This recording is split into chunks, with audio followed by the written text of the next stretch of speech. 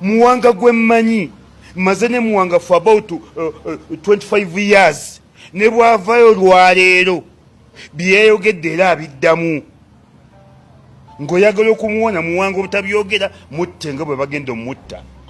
Tebagenda kumutta. Tewali agenda kumutta. Wamukebedde nga mulamu nnyo. essaawa yonna tuyinza omutwala ekibuyi ebugoye kibibi ne tumusiika. Waliwo amawulire agayitiŋŋana ku Muwanga Kivumbi era nga okusinziira ku bantu nga bwe babiwulira nange bwe mbiwulira nga bagamba Muwanga Kivumbi baamutta, baamukuba bubi nnyo bwe baamutuusa mu basement ya Muhoozi. Olunaku lwe yaddamu okubeera ng'awambibwa nti baamukwata ne bamukasuka. Mu kumukasuka baamukasuka bubi nnyo n'akubawo omutwe era nti sembuyaga ezikunta n'afa ekibategeeza. Naye nze nga Uganda at large sijja kulima sikirinako bukakafu era mu kugezaako okunoonyereza soosi y'amawulire gano evaawa. Waliwo akatambi ke ndaguddeko ng'omuntu omu agamba yasooka okubeera ng'asaasaanya amawulire ago.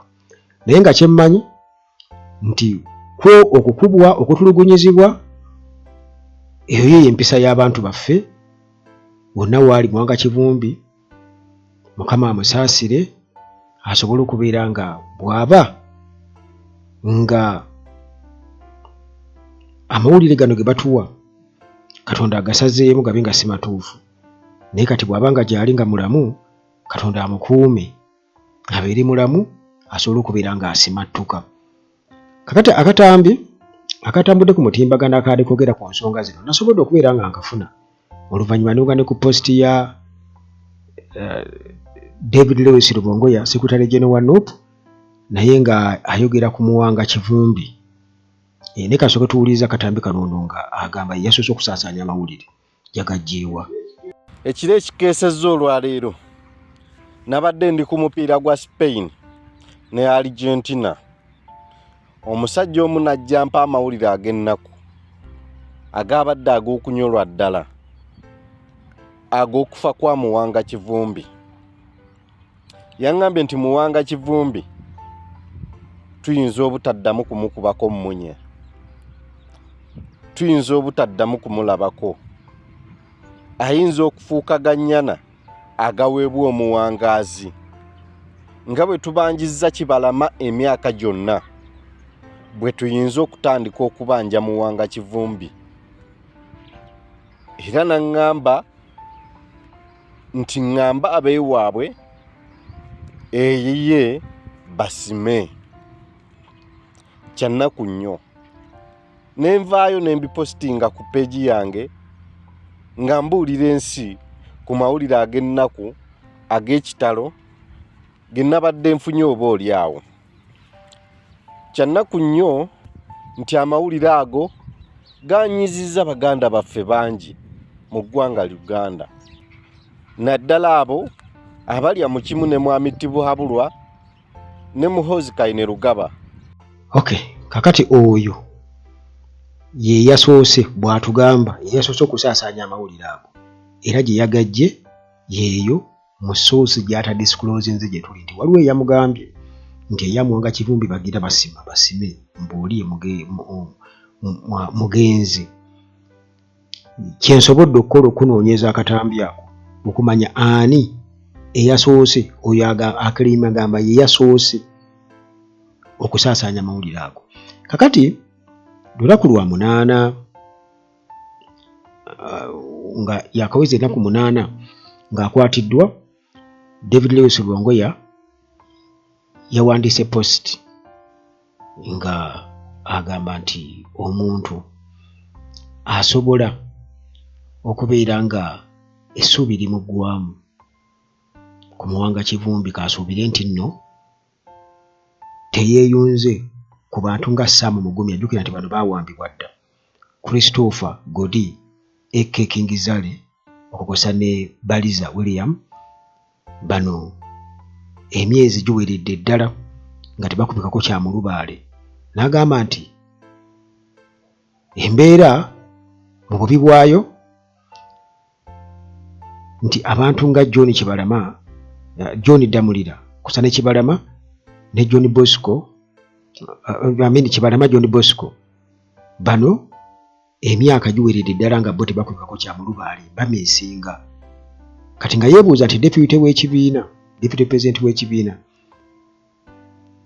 ate nga immediate former MP ayinza ate okuwambibwa emisana tuku ng'abantu balaba, n'atwalibwa eyo incommunicado mu ngeri y'okuba nti takkirizibwa kubeera ng'abantu be bamulaba oba bamukkiriza okusisinkana omusawo we oba ab'eŋŋanda, nti kyewuunyisa tekikkirizika. Bwe bubaka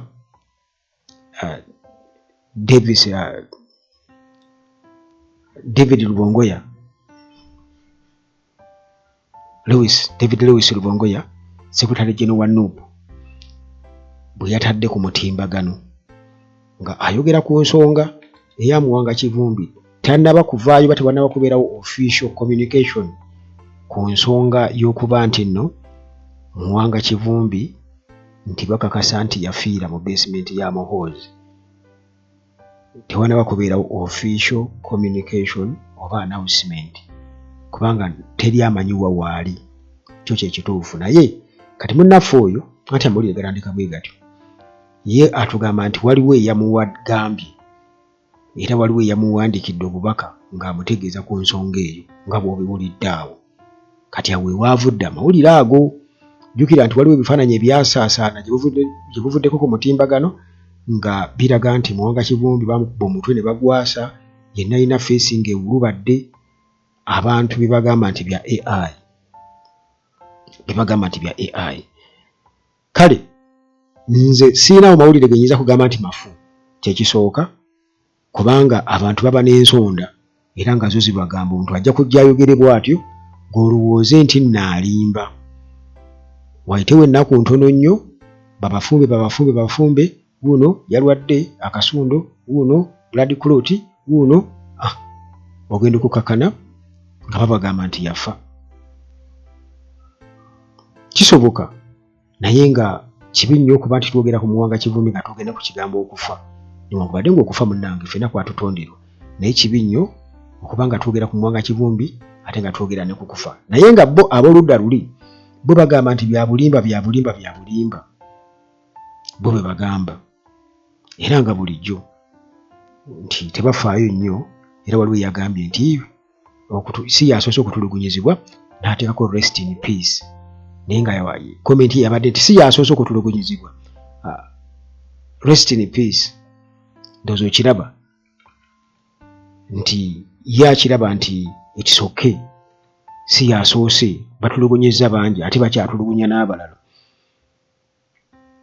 Kakati ng'abalala bonna bwe bazze nga batunnyonnyola ebibadde ng'eyo mu basement, twalaba wano Edi Mutwe okumuta, olabira ddala mu butuufu abasajja baamukuba nnyo, era waliwo abaali basaakaanya, we yali mu katimba, bali mu firimu zaabwe nga bwe bibeerera okubeera bulijjo.